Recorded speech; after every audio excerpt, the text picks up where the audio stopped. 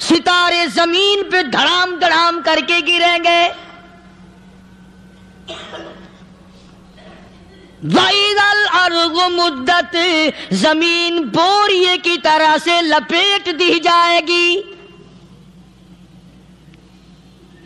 وَإِذَا الْجِبَالُ سُيِّرَتْ یہ بڑے بڑے پہاڑ ہوا میں کپاس کی طرح اڑتے پھریں گے. تمام کے تمام علامات قرآن کریم بتا رہا ہے. اور آج مسلمان ہے، میں خود ہوں، آپ ہیں، میں قسم کھاتا ہوں کہ ہمیں خدا کے کلام پہ یقین کوئی نہیں. اگر یقین ہو پھر یہ غفلت. صحابی مدنی کریم صلی اللہ تعالی علیہ وسلم کا ساری رات کروٹیں بدلتا ہے. صبح ہوئی بیٹی نے پوچھ لیا، ابا جان میں ساری رات دیکھتی رہی، آپ کو نیند نہیں آئی، کیا کوئی تکلیف ہے؟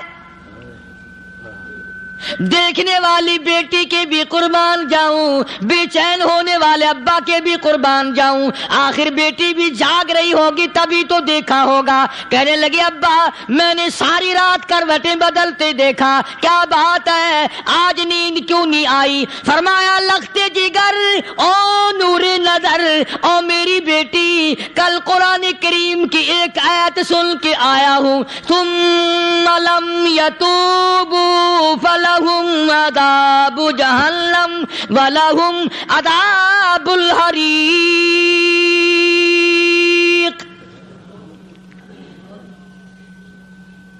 او میری بیٹی جس نے قرآن کریم کے ذریعے جہنم کی خبر سن لی ہو، جہنم کے انگاروں کی خبر سنی ہو، جس نے جہنم کی تباہ کاریاں سن لی ہو، او میری بیٹی نیند کیسے آئے؟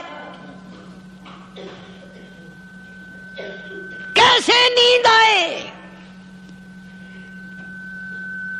امام شافعی رحمت اللہ علیہ اتنے بڑے جلیل القدر ولی کامل ہیں، وقت کے امام ہیں، پرہیزگار متقی ہیں. اپنی بیٹی کو فرمانے لگے لختے جگر تیری آنکھیں بگڑتی چلی جا رہی ہیں، میں دیکھتا ہوں تو ساری رات نیند نہیں کرتی، ساری رات سوتی نہیں، مصلی پہ کھڑی ہو کر قرآن پڑھتی رہتی ہے، تو کچھ نیند کر لیا کر، آنکھوں سے محتاج ہو جائے گی. عرض کرنے لگے ابا جان نیند آتی ہے، بستر پہ لیٹ جاتی ہوں، آنکھ لگنے کو ہوتی ہے، فوراً میرے دل میں خیال آتا ہے شافی کی بیٹی تو نے تو بستر سنبھال لیا، صبح تیری نہ معلوم زمین کے اوپر ہوگی یا لاکھوں من مٹی کے نیچے ہوگی. پھر میری نیند اکھڑ جاتی ہے، پھر کھڑی ہو کر خدا کا قرآن پڑھتی ہوں. وہ ساری رات قرآن پڑھا کرتے تھے، اور بدقسمت قوم تمہیں صبح اٹھ کر قرآن کا سپارہ پڑھنے کی توفیق نہیں ہے. مسلمان پر قرآن کا دیدار نصیب نہیں، قرآن کی زیارت نصیب نہیں. گدھے کی طرح کھاتے سو گئے اور گدھے کی طرح صبح اٹھ کر کھانا پینا شروع کر دیا. تو رب کے کلام کا اتنا باغی کہ تو دیکھنا پسند نہیں کرتا.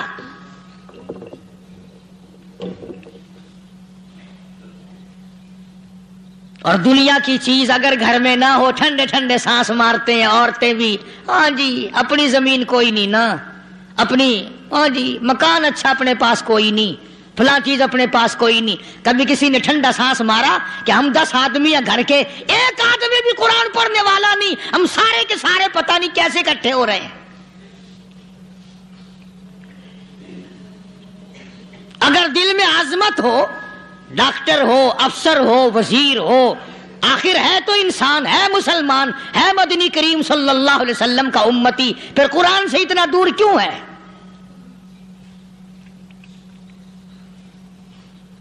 تو اللہ پاک جل شانہ نے فرمایا میرے بندے ہر حال میں ڈر. ہاں تیری ساری چلاکیوں کو میں جانتا ہوں، تیری ساری ہوشیاریوں کو میں اچھی طرح جانتا ہوں. فرمایا وہ دن دور نہیں، آیا وقت قیامت کا، آیا، کوئی کسی کے کام نہیں آئے گا. فرمایا ان وعد اللہ حق فلا تغرنکم الحیات الدنیا. دنیا نے پھنسا لیا، چہل پہل میں پھنس گئے، اس کے رنگ روغن میں لگ گئے، اس کی زیب و زینت میں لگ گئے، رات اسی کی سوچ ہے، دن میں اسی کا فکر ہے، اور مرنے کا کسی کو بھی فکر نہیں۔ قرآن کریم کے آخری سورت آخری لقمان کے آخری آیتوں میں عجیب مضمون رکھا ہے۔ فرمایا ان اللہ عندہ علم الساعۃ وینزل الغیث، قیامت کا ٹھیک وقت اللہ کے سوا کوئی نہیں جانتا۔ کسے معلوم ہے ابھی اگلے منٹ میں کیا ہو جائے گا، سیکنڈ میں کیا ہو جائے گا۔ اچھا ایک بات میرے ذہن میں آئی، یہ بڑے بڑے لوگ آپ کو ملیں گے دیہاتوں میں بھی، بازاروں میں بھی، شہروں میں بھی، فلانا بزرگ غیب کی باتیں بتایا کرتا تھا، فلانا ولی یوں بتایا کرتا تھا۔ کبھی یہ بھی تو پوچھنا کہ اس ولی نے کبھی یہ بھی بتایا کہ میں مروں گا کب، کس دن مروں گا؟ جب اپنی موت کا پتہ نہیں تو اور کسی چیز کا کیا پتہ ہے؟ صرف اٹکل پچو تیر لگانے والی بات ہے۔ ابھی چند مہینے ہوئے یہاں میرے پاس چند نوجوان آئے ملتان شہر سے، اور کہنے لگے کہ 25,000 کی چوری ہو گئی ہے، بتا کدھر کون لے گیا، کدھر لے گیا۔ میرے پاس آئے یہاں، میں نے کہا بتا دوں گا پر آدھے لوں گا۔ کہنے لگا نہیں دیکھنا جی اتنا تو نہ کرو۔ اب میں نے کہا وہ سارے ہی چلے گئے یار، یقین کرو میں یہاں چارپائی میں بیٹھا ہوں دروازے کے باہر، عصر کے بعد پوری پارٹی آئی اسی شہر کی کہ 25,000 روپیہ گم ہو گیا ہے، بتا کدھر گیا ہے۔ سب لوگ کہتے ہیں قاری حنیف بتاتا ہے، سنو قاری حنیف بتاتا ہے، ٹیلا کرا دوں گا میں۔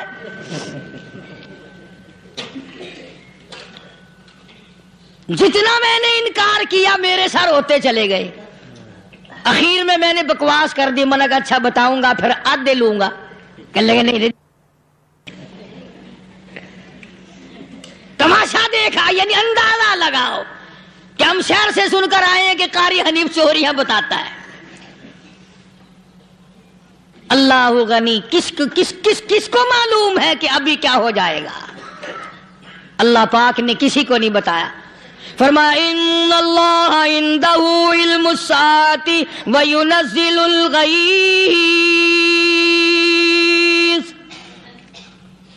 قیامت کا ٹھیک وقت کسی کو معلوم نہیں، بارش کا کوئی پتہ نہیں کب ہوگی، کتنی ہوگی۔ تم ابھی کہہ رہے ہوگے کہ جی محکمہ موسمیات والوں کو پتہ چلتا ہے۔ ان 3 مہینے میں یہ محکمہ موسمیات والے کئی دفعہ کہہ چکے ہیں کہ بندہ باندی ہوگی، مگر کچھ بھی نہیں ہوا۔ بلکہ جتنے یہ زیادہ بتلاوے نا اتنا ہی موسم خراب ہوتا چلا جاوے۔ پچھلے سال انہوں نے روئی کی گانٹھوں کی گنتی بتائی کہ اتنی کپاس پیدا ہوگی ملک میں، اتنی روئی کی گانٹھ بنے گی، اتنی باہر بھیجیں گے اور اتنی اپنے گھر رکھیں گے۔ ذرا پوچھو تو صحیح ذمہ داروں سے سر کھجاتے پھرے کہ کھاد کے پیسے بھی واپس نہیں ہوئے۔ بھلا کسی کو کیا پتا کہ ابھی کیا تھا اور ابھی کیا ہو جائے گا، کل کیا ہوگا، پرسوں کیا، ایک اللہ کی ذات جانتی ہے۔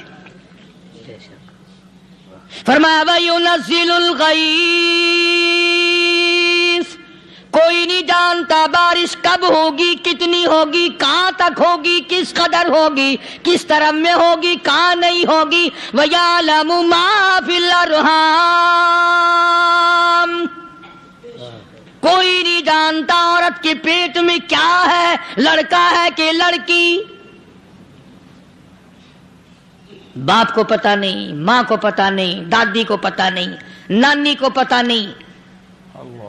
یوں کہ کسی کو پتہ ہو یا نہ ہو، حضرت صاحب کو پتہ لگ جاتا ہے۔ حضرت صاحب کو کیوں؟ حضرت صاحب ٹھڈ دے اندر وڑدا ہوندا ہے۔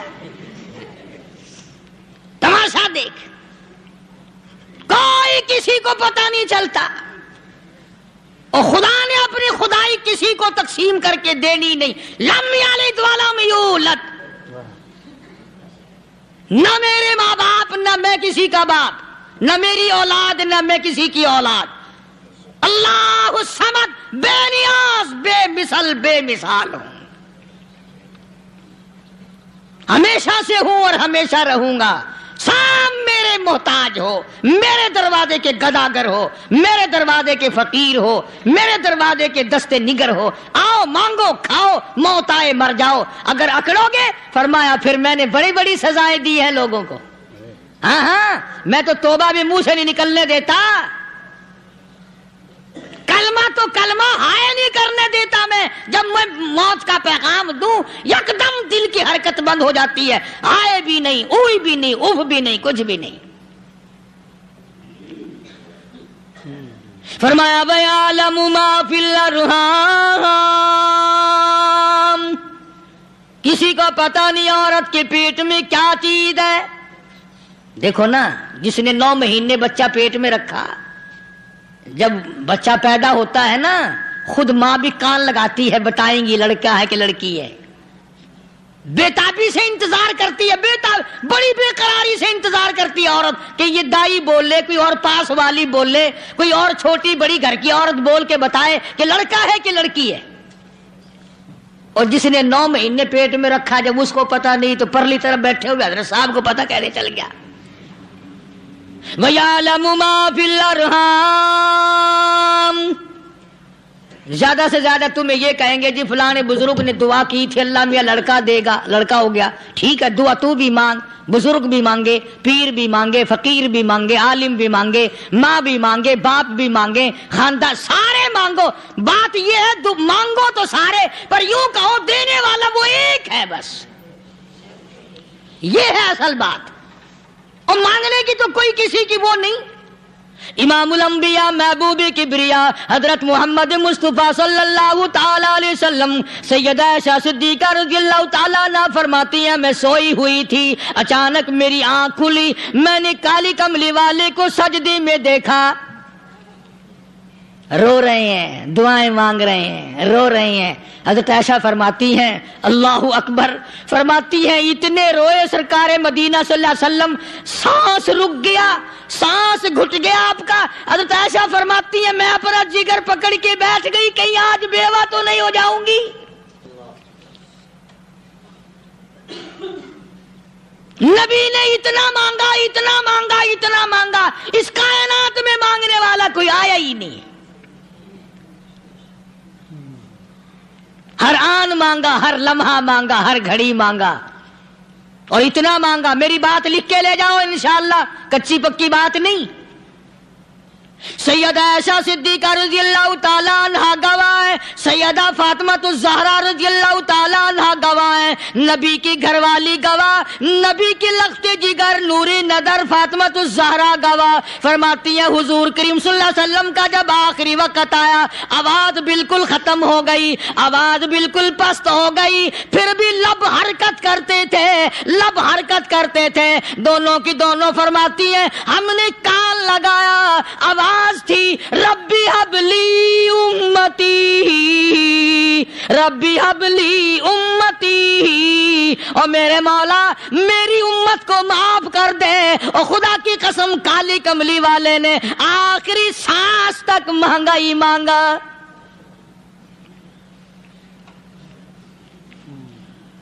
چاہے تیرے لیے مانگا، امت کے لیے مانگا، مگر ہر وقت مانگا۔ اور یوں فرمایا کہ میدان حشر میں جب لوگ چاروں طرف سے پریشان ہو کر، عاجز ہو کر، تنگ ہو کر، دھکے کھا کر، ذلیل ہو کر، انبیاء علیہ الصلوۃ والسلام کے مشورے سے جب حضور کریم صلی اللہ علیہ وسلم کے دربار میں آئیں گے، مشکاۃ شریف میں حدیث موجود ہے، ارشاد حضور کریم صلی اللہ علیہ وسلم کا، فرمایا لوگ مجھے سفارش کے لیے کہیں گے اللہ اکبر اللہ اکبر کبیرہ، تو یوں فرمایا یہ نہیں فرمایا کہ میں اللہ میاں کو ٹیلی فون کروں گا کہ دیکھنا ذرا خیال کرو امت آ رہی ہے میری، یا امت کو یہ کہے کہ رکا لے جاؤ، بلکہ یوں فرمایا جیسے امت آ کر کے مجھے پریشان کرے گی میں سجدہ کروں گا، میں سجدہ کروں گا، اس وقت بھی سر میرا در تیرا، جھولی میری عطا تیری۔ اور حدیث پاک کا اگر مضمون پڑھ کر دیکھو سارے مضامین حل ہو جائیں۔ یوں فرماتے ہیں خود حضور کریم کہ میں اتنا لمبا سجدہ کروں گا اس وقت قیامت میں، اتنا لمبا سجدہ کروں گا کہ 7 دن 7 راتیں کا وقت 1 ہفتے کے برابر وقت لگ جائے گا، میں سر سجدے سے نہیں اٹھاؤں گا۔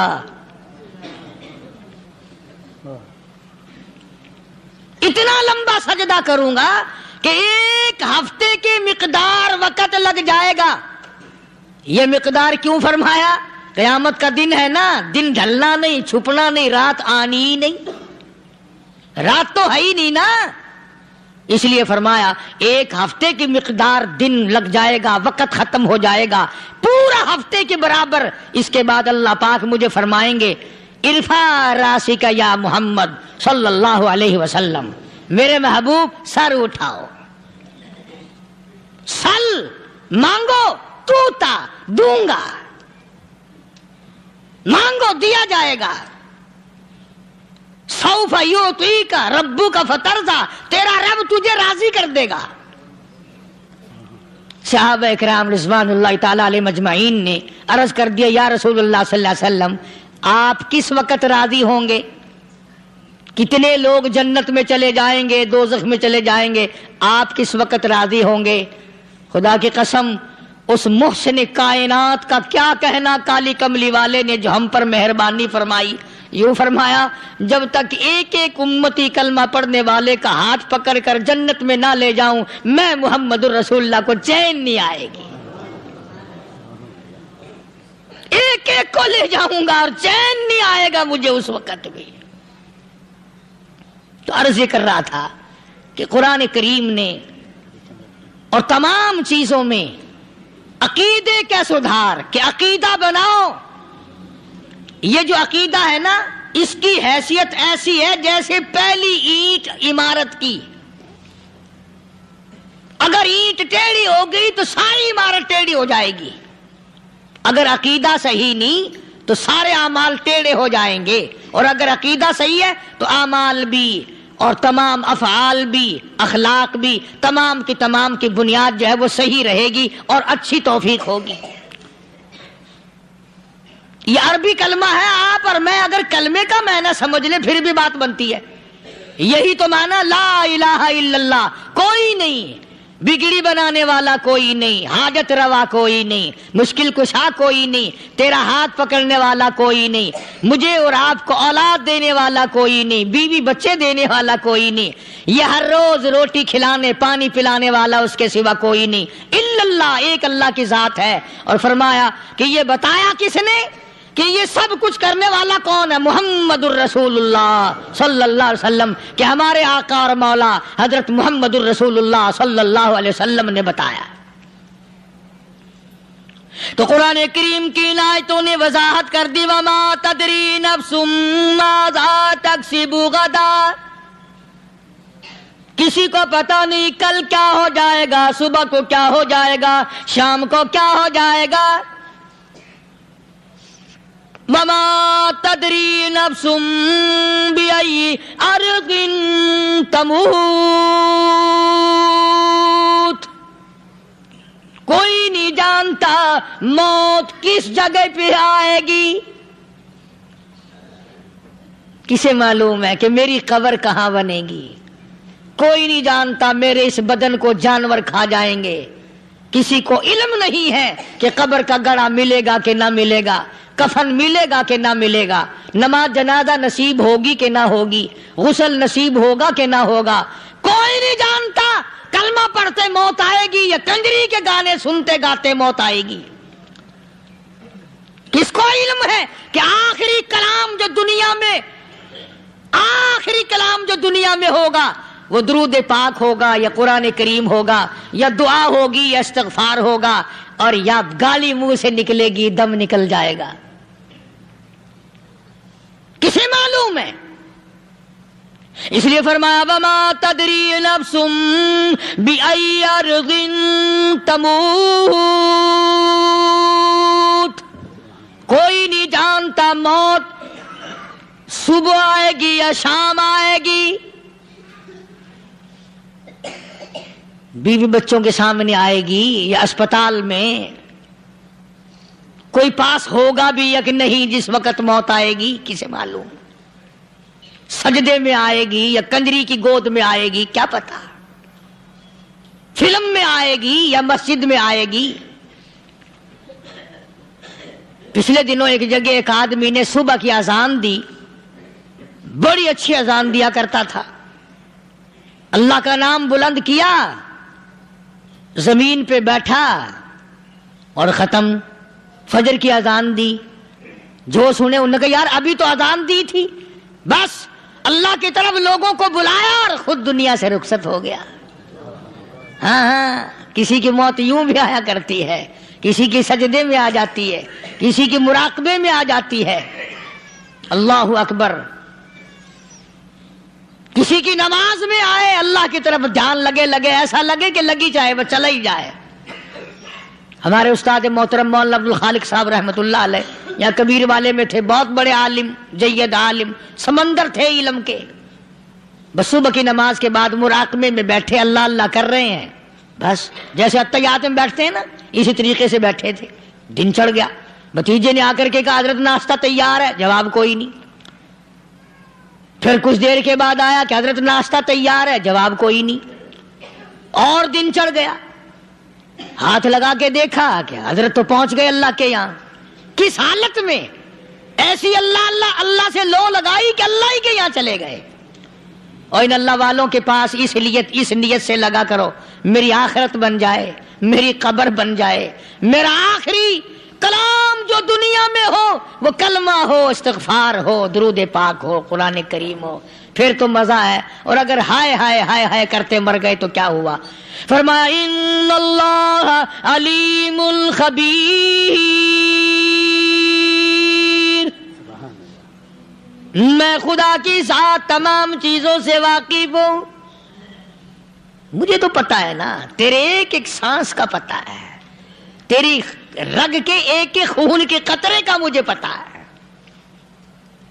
اسی لیے کہا کرتا ہوں کہ عادت ڈالو درود شریف پڑھتے ہوئے چلنے پھرنے کی، کلمہ کلام پڑھتے ہوئے چلنے پھرنے کی، استغفار کرتے ہوئے چلنے پھرنے کی۔ پہلے زمانے میں جب ٹھوکر لگتی تھی تو لوگ سبحان اللہ کہتے تھے، اللہ اکبر، استغفر اللہ۔ اب گالی منہ سے نکلتی ہے، اب گالی منہ سے نکل رہی، گالیاں بکتے ہوئے لوگ مر رہے ہیں۔ حضرت معاذ بن جبل رضی اللہ تعالیٰ عنہ مدینہ پاک میں بیمار ہے، آخری وقت ہے۔ صحابہ کی ایسی ایسی موت آیا کرتی تھی، چاروں طرف جتنے گھر والے بیٹھے ہیں، اماں بھی، بیٹی بھی، گھر والی بھی، بہن بھی، بھائی بند بھی، قبیلہ بھی، خاندان بھی، مدینہ شہر ہے، کالی کملی والے کا شہر ہے۔ حضرت معاذ بن جبل کا آخری وقت ہے، چاروں طرف بیٹھنے والے بھی تلاوت کر رہے ہیں قرآن کریم کی، خود معاذ بن جبل بھی تلاوت فرما رہے ہیں۔ اچانک حضرت معاذ رضی اللہ تعالیٰ عنہ رونے لگے، روئے حضرت معاذ۔ یہ وہ جوان ہے جس کو رخصت فرمانے کے لیے یمن کا گورنر بنا کر کے بھیجا حضور صلی اللہ علیہ وسلم نے۔ حضور صلی اللہ علیہ وسلم اس کو روانہ فرمانے کے لیے کئی میل پیدل تشریف لے گئے۔ ہاں حضور کے صحابہ۔ تو معاذ بن جبل جب رونے لگے تو گھر والوں نے پوچھا کیوں؟ کوئی بیٹھا ہوگا نا، کہنے لگا ڈر گئے، موت سے ڈر رہے ہو، موت سے ڈر کے رو رہے ہو؟ حضرت معاذ کہنے لگے نہیں، موت سے کیا ڈرنا، میں کیوں ڈروں موت سے، اس نے تو آنا ہی آنا ہے، میں نہیں ڈرتا۔ انہوں نے کہا پھر رویا کیوں رو رہے ہو؟ اللہ اکبر۔ صحابی کہتا ہے میرے دل کی تمنا میرے دل میں رہی، میری آرزو پوری نہ ہو سکی، میری حسرت میرے دل میں رہی، میرا شوق پورا نہ ہو سکا، میری آرزو پوری نہ ہو سکی، میری تمنا پوری نہ ہو سکی، بستر پہ موت آ رہی ہے اس لیے رو رہا ہوں۔ اے کاش رمضان کا مہینہ ہوتا، میں روزے دار ہوتا، گرمی کا موسم ہوتا، مجھے سخت پیاس لگی ہوتی، ہوتی, کفار سے مقابلہ ہوتا, میدان جہاد اور جنگ ہوتا, میں کئی کافروں کو قتل کر دیتا, پھر وہ مجھے قتل کر دیتے, میری زبان کاٹ لیتے, میری اللہ کے یہاں پیشی ہوتی, میرا رب مجھ سے پوچھتا میں آج دنیا سے کیا لایا, میں عرض کرتا الہی بولوں کیسے, تیری راہ میں زبان کٹا کے آیا ہوں اور روزہ رکھ کر آیا ہوں, تیرے محبوب کے حوض کوثر کے پانی سے روزہ افطار کروں گا. کہتا اس لیے رو پڑا ہوں کہ بستر پہ موت آ رہی ہے. ڈر کس چیز کا؟ یہ نہیں ڈرا کرتے تھے. حضرت ابو ایوب انصاری سب کہہ دو رضی اللہ تعالی عنہ, اللہ اکبر, کتنا بڑا مقدرہ والا جوان ہے. مدینے پاک میں حضور کریم صلی اللہ علیہ وسلم نے اسی کے یہاں ڈیرا لگایا. آخری وقت ہے, بیمار ہے ابو ایوب انصاری. مدینے سے صحابہ جنگ کے لیے چلے. آؤ صحابہ کی تمنائیں دیکھو. ہم جتنے بیٹھے ہماری تمنا تو یہی ہے نا, کاروبار بڑھ جائے, مکان دکان کا ساز و سامان بڑھ جائے, یہ مل جائے وہ مل جائے, یہ ہو جائے وہ ہو جائے. ابو ایوب انصاری بیٹھے ہوئے دیکھ رہے ہیں صحابہ سواریوں پہ پیدل, تلوار, نیزے, تیر لے کے چلے. ابو ایوب انصاری کہنے لگے کہاں چلے ہو؟ کہ جہاد فی سبیل اللہ کے لیے. کہنے لگا مجھے بھی لے چلو. سمجھ رہے ہیں آپ سارے؟ فرمایا مجھے ساتھ لے چلو. کہا کمال ہے, بیمار آدمی اور جنگ میں بیمار کا کیا کام ہے, کیا کرو گے؟ نے کہا مہربانی کرو, احسان کرو مجھ پر, مجھے ساتھ لے کے چلو. خدا کے بندے بیمار ہے, کرے گا کیا میدان جہاد میں؟ کہنے لگا تم تو بیمار کی بات کر رہے ہو, مجھے ساتھ لے چلو اونٹ پہ ڈال کر. توجہ کرنا ذرا, آخری بات میرے یاد آئی ہے, بتانے لگا ہوں. ابو ایوب انصاری حضور کا میزبان مدینے والا کہتا ہے میں بیمار ہوں, مجھے اونٹ پہ ڈال کے لے چلو, اور اگر میری راستے میں موت آ جائے پھر بھی میری لاش کو ساتھ لے جانا. جہاں کفر اور اسلام کا جنگ ہوگا, مقابلہ ہوگا, اس میدان میں میری لاش کو پھینک دینا. شاید کسی مجاہد کی سواری کا پیر میرے اوپر آ جائے, میں بھی قیامت میں اللہ کے حضور میں کہوں گا یا اللہ تیرے میدان جہاد سے اٹھ کے آیا ہوں میں بھی. اندازہ لگا ابو ایوب انصاری کی تمناؤں کو دیکھ, حسرتوں کو دیکھ. فرمایا مجھے ساتھ لے چلو, اگر میری موت آ جائے تو لاش کو بھی پھینکنا نہیں, دفن راستے میں نہ کرنا, ساتھ لے چلو, وہاں میدان میں ڈال دینا, اور اسلام کے لیے جو لڑنے والے ہوں, کفر کو مٹانے والے ہوں, ان کے پیر میرے اوپر آ جائے میں کامیاب ہو جاؤں گا. ایک تم ہو جو مسجد میں جھاڑو دینے سے بھی آر کرتے ہو, صف بچھانے میں بھی تمہیں شرم آتی ہے, صف اکٹھا کرنے میں بھی تمہیں شرم آتی ہے, ادھر ادھر کوئی چیز کرنے میں تمہیں کیا معلوم ہے جس وقت قیامت کے دن ان شاہی درباروں کے خادموں کو انعام ملے گا نا, پھر ٹکرے مارو گے, او ہو لو بھائی کمال ہو گیا, ہم تو یوں ہی رہ گئے. تو آج توفیق نہیں رہی, اللہ سے مانگ, سوتے بھی مانگ, جاگتے بھی مانگ, ہر وقت مانگ, وہی تیری میری جھولی بھرے گا. اسی کی عطا اور بندہ نوازی سے ہم سب کا کام چلے گا. فرمایا ان اللہ علیم خبیر, میں تمہاری ضروریات کو بھی جانتا ہوں, ہر چیز کا مجھے پتا ہے. اللہ مجھے اور آپ کو عمل کی توفیق عطا فرمائے.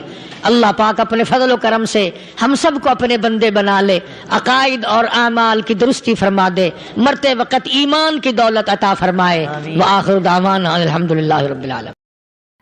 دوستو, امید کرتا ہوں کہ آپ حضرات نے اس بیان کو پورا سنا ہوگا. بیان کیسا لگا کمنٹ میں ضرور بتانا, اور اپنے دوستوں اور رشتہ داروں کو شیئر ضرور کرنا. اللہ تعالی ہم سب کو اس بیان پر عمل کرنے کی توفیق عطا فرمائے. تو دوستو پھر ملتے ہیں اگلی ویڈیو میں, جب تک اپنا خیال رکھیے, ہمیں دعاؤں میں یاد رکھیے. السلام علیکم ورحمۃ اللہ وبرکاتہ.